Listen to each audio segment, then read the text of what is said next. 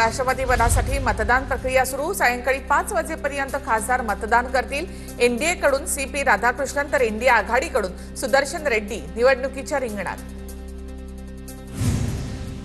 पंतप्रधान मोदींनी बजावला मतदानाचा हक्क। हिमाचल प्रदेश आणि पंजाबमधल्या खासदारांनी मोदींच्या नंतर केलं मतदान। उपराष्ट्रपती पदाच्या निवडणुकीसाठी राहुल गांधी, सोनिया गांधी, प्रियंका गांधींचं मतदान। काँग्रेस अध्यक्ष मल्लिकार्जुन खरगे आणि जयराम रमेश यांनीही मतदानाचा हक्क बजावला। पंतप्रधान मोदी आज हिमाचल आणि पंजाबमधील पूरग्रस्त भागाची पाहणी करणार। मोदी दुपारी 1:30 वाजता हिमाचल प्रदेश आणि 3 वाजता पंजाबमध्ये जाणार। पंजाबमध्ये पाऊस आणि पुरामुळे सर्वात जास्त नुकसान। उपराष्ट्रपती पदाच्या निवडणुकीत 2 पक्ष सहभागी होणार नाहीत। बिजू जनता दल आणि तेलंगणामधील बीआरएस पक्ष सहभागी होणार नाहीत। बिजू जनता दलाचे 7 खासदार आणि बीआरएसचे 4 खासदार आहेत।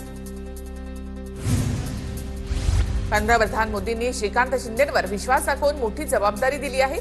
त्या विश्वासावर श्रीकांत शिंदे खरे उतरतील।